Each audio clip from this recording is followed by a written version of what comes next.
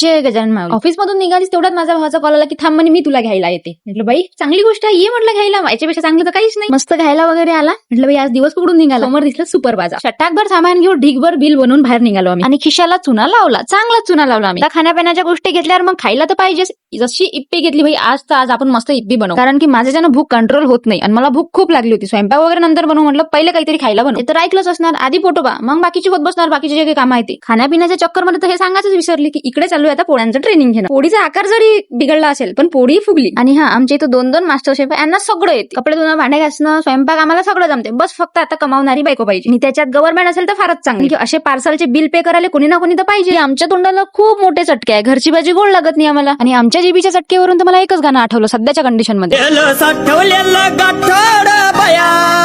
आणि आमच्या जीबीचे चटके बघा ना, एवढ्यातच आम्ही थांबलो नाही तर आमचा प्लॅन म्हणला की चला मस्त कुल्फी खायला जाऊ. आणि मनात विचारायला कुल्फी खायला जायचं तर मग ते गेलंच पाहिजे. चला मग आता मी खाते कुल्फी, तुम्ही तेवढ्या मला फॉलो करून घ्या इंस्टाला आणि युट्यूबला सबस्क्राईब करून घ्या. लवकर भेटू आता पण नेक्स्ट व्हिडिओ मध्ये.